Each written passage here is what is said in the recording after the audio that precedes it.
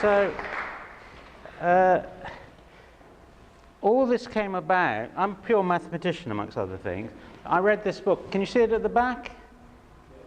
It's by Christopher Alexander, who's the person that gave us design patterns.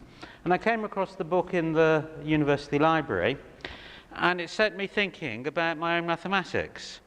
And this talk is the result. And it's dedicated in part to Bill Tutte, who's a Bletchley code breaker.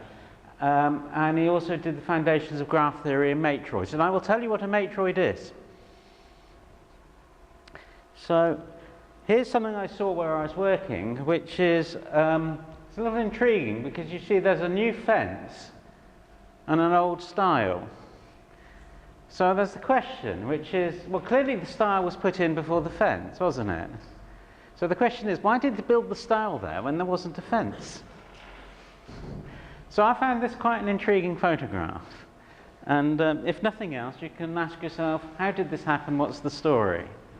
So how is it that we have this new fence and an old stile to cross it with?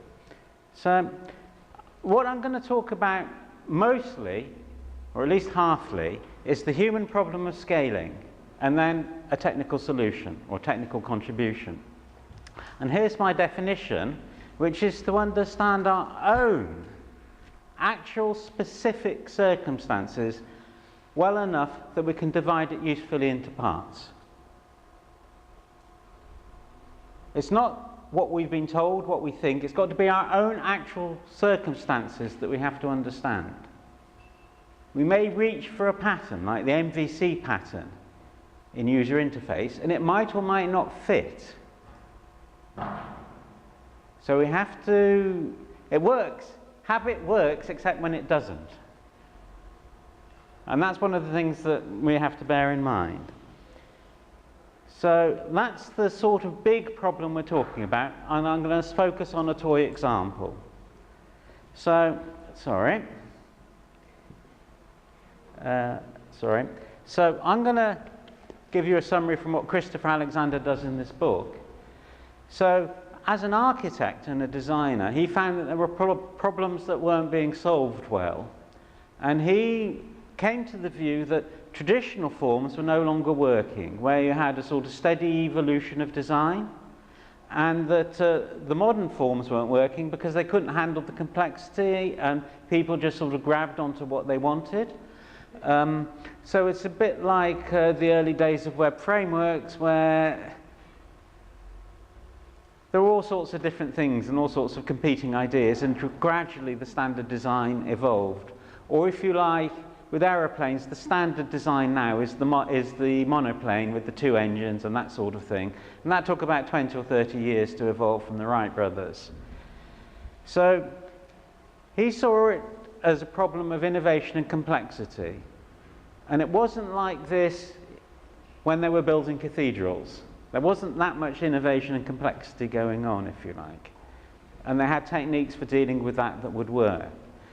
And the way he saw this was that there were misfits between the variables.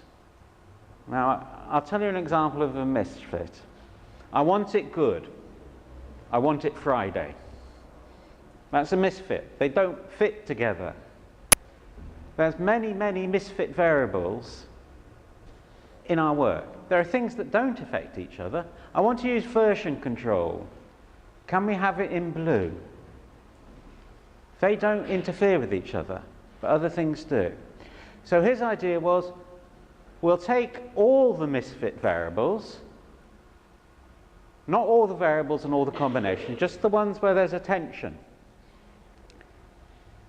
And we'll try and understand, or at least simplify, the result, so that we don't have to hold everything in our mind all at the same time. We don't have to worry whether this commit will change the color of the graph.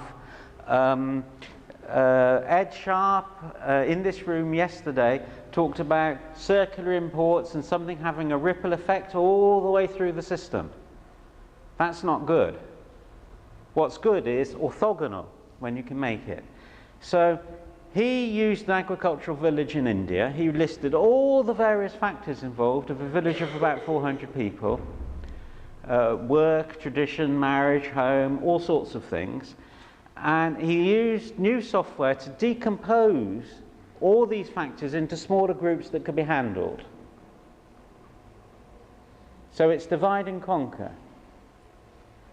So in web development, maybe you've got this team and that team and another team, and you tend to think, oh, that solves our problems, it belongs to this team or that team. But when the interactions between the teams are difficult, there's a problem for you there. Do you see what I mean? That if the division of the project into teams fits the project, that's wonderful. But if it just fits tradition, and you're doing something different, and we all are nowadays, that's different.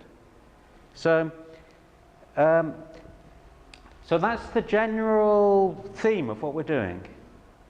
That's the purpose, if you like. That's the benefit that's the problem we'd like to solve. I'm not going to solve it, and I don't know how to solve it, but it's the problem we'd like to solve. It's the direction we'd like to go, is to reduce the complexity involved in a situation. And in this case, it's a design problem. So, oh, come on, why do you give me so much all at once? So our goal is to develop a small to medium software website. I actually don't care what the success factors are. I just need to know that there are lots of them and they interfere with each other. So we've got our own goals. You can read them. They've come from, the first one is a description of Django. It's Django's description of Django. The second one is Ruby on Rails. The third one is an organization called thebureau.com. The third one is a blog on LinkedIn. And the final one is createlive.co.nz. And I think they're really good because they're the people that talk about promotion and competition. If you're developing a website, you need to know what the competition is doing, study the competition, learn from the competition. You need to promote your website. Most websites are not written for web developers, even though they're written by web developers. There are these awkward people called marketing and finance and HR and brand and everything else. So there are all these factors going on. And there may be conflicting factors we don't know about. There may be a conflict between our use of CVS or our use of version control and our use of some other piece of software. So what we're going to have to do is going to have a lot of conversations because there's a lot of things we need to talk about. Coding isn't just coding, it's conversations. Is everybody with me so far? Yeah? Okay, that's good. I better go a bit quicker and then there'll be time for questions. So what we can't do is we can't have everybody in the room talking at the same time. We can't get all the people into the room and just have one big meeting. And if it's just one-to-one meetings, we don't get the interactions that we miss a lot. So we've got to organize the meeting. So continuing with the scenario, here's a sample misfit table. So A to F are the various factors, such as I want it Friday, I want it blue, I want to use Git, I want to use Django. All those factors. And I put a question mark to say there's a relationship. So between B and D, there is a relationship. B and D can conflict with each other. There's a potential for conflict between B and D. B is I want it Friday, and D is I want it good. Somehow you have to work out a compromise. And that compromise has to work well with the rest of the system as well. So there's a relationship between B and C, and that has to work with the relationship with the B and D. So I've marked the cells that are a potential misfit, and I'm calling these cells agenda items for conversations. You see, we have to have a conversation between I want it Friday and I want it good. There has to be that conversation. So I'm making a list of all the agenda items. We're in a big data track, aren't we? Or at least the data track. Well, we've got, oh, come on. I press it once, and it's too eager. So we've got a scheduling problem, and I'm trying to give you an idea of the pressure you might be under. So we have to, the manager is getting anxious, we have to book rooms, we have to schedule the meetings, we have to get a plan. Where's the plan? Where's the plan? We're running out of bullet points. Perhaps we can use computers to help us with this. So that's the sort of rough scenario real world or approximate toy problem that we might face. We've got this thing, we know that it's complicated. That's the point, is it's complicated, and we want to at least understand or simplify the complexity. And if we can't, then we'll make decisions as best we can with the information we have available to us. We all know what happens when managers do that. So the next slide is, how big is the problem? Oh, sorry. I thought, why? Come on. Light fingers. So we've got 6 success factors and 8 agenda items. I counted them. And so there are 70 ways of choosing a 4-item conversation. 70 ways. And if we want to have 4 of these conversations, so that we can do all our planning in 4 conversations, each of which, 4 meetings, each of which has got 4 agenda items, there's nearly 1 million points in our choice space. Now, some of them will be rubbish and some of them won't, but 1 million is a largish number. So maybe we want to know what makes a good collection of agendas, or how do we divide the problem, or that sort of thing. But this is a toy problem, and if we've got a big growing thing, we are in big data. So my philosophy is that bones are simple and buckets are complicated. So these are the bones, and there's the bucket. You notice it's a bucket of water, and there's water on the deck. It's a leaky bucket. Are you ready? There's a hole in my bucket, dear Liza, there's a hole in my bucket, dear Liza, a hole, etc. This is a cycle.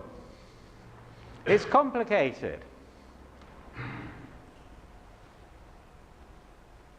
Because the thing comes back around and bites you. And you can't make the progress because it's a circular import. So I don't need to say anything more on that, I think. I've given that. So what about the bones? Well, the bones have got an entirely different structure. Also, a song. Your toe bone connected to your foot bone connected to your ankle bone, and all the way through to the head bone. I hear the word of the Lord. What a good design. So if the agenda items I have don't have any cycles, then the meetings are relatively easy to organize. Excellent. So, this man quoted Plato. So Plato said, gather all the particulars of your project into one idea, which I'm going to call Python, so that everybody understands what's being talked about. And then separate the idea into parts, modules, without dividing it into joints, dividing it at the joint, and not breaking any part into 2, like a bad programmer might. I added the Python stuff. Plato didn't know about Python. And work is hard without the right concepts shared across the team. The right concepts are the way we think about things, and Plato was all about concepts.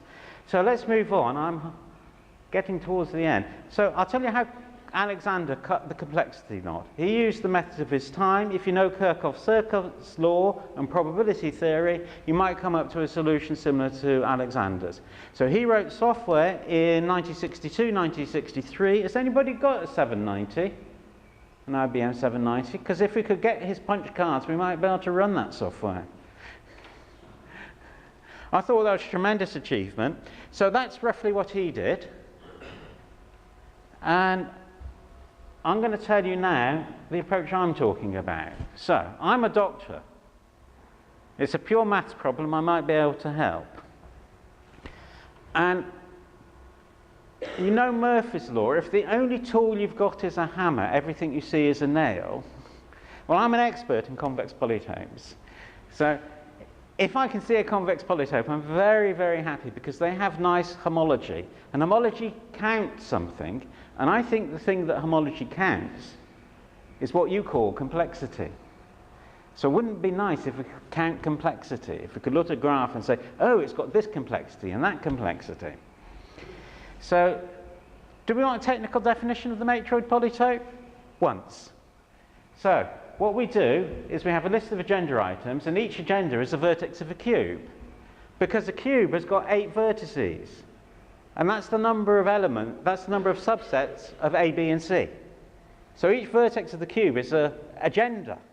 And then if we choose and we say that an agenda is a basis, if first of all it doesn't have any Henry Leiser, and secondly, if we add anything to it, it will have a Henry Leiser, so as big as it can be. And every basis has the same number of elements. If you know about vector spaces in geometry, in mathematics, it's the same proof. And that's what matroids are all about. It's linear dependency abstracted. And that's what Bill Tutte did. And then the convex hull of all the bases of E, so you take the cube, and then you take a subset of the vertices, and then you take everything in the convex hull there. It's called the matroid polytope. And it's got vertices and edges and so forth. And it has got a homology. You've just gone 2. Have I gone 2? Back 1. Oh, well, come on. Yes. That's good. So so we've now got extra tools, because we turned the graph into a polytope. We can apply the polytope, and I'm going to do this really quickly.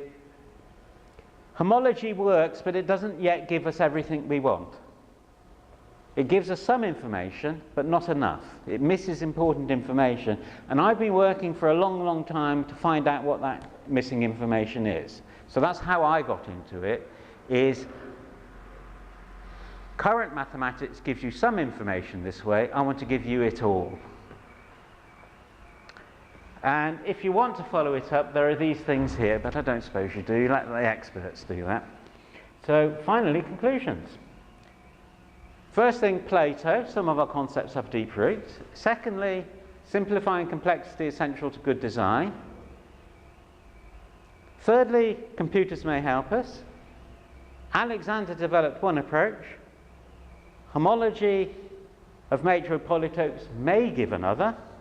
And finally, more work is needed. So I'm finished, and I think I've got time for a few questions.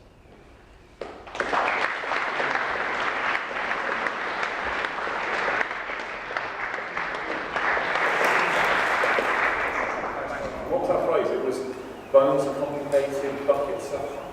no, sorry, bones are... Bones are simple, buckets are complicated. Yes. Yeah. Okay, so if anyone got any questions on the mathematicians, please help me out there. Yeah. It seems like you're trying to optimize something, and usually when you're optimizing something, you have an objective function or an objective. Have you got an example? Oh, okay. So what Alexander did was he wanted to decompose the graph into subgraphs. What I'm trying to do first thing is measure complexity. I simply want to measure complexity effectively, and then we can think about optimizing it.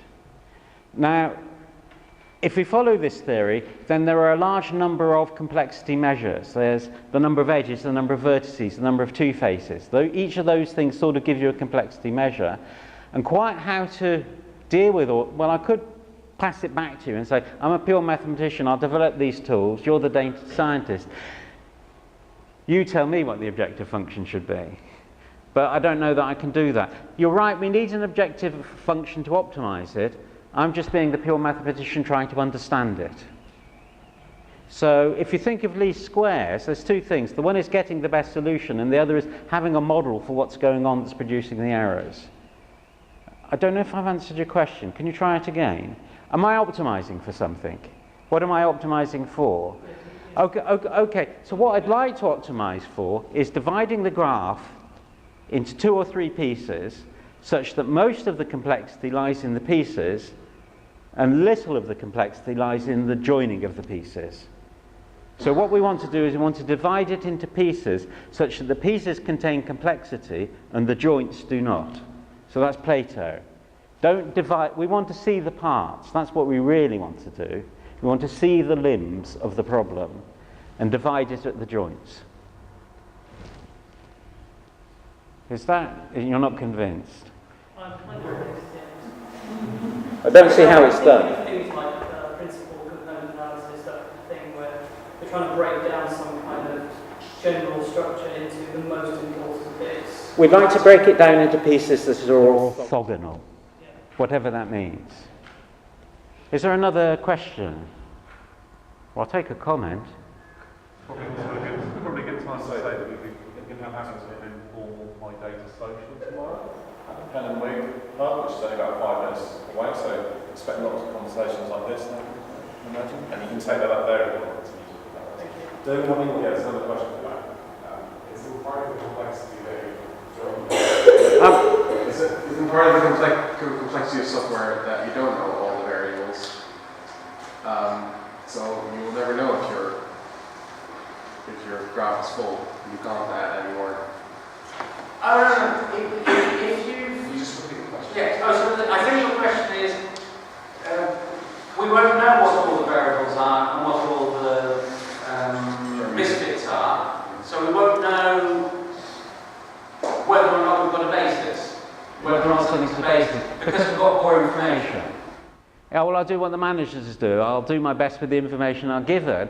But, you know, even if we go down this approach, it'll start people thinking, even the act of constructing that table could be useful.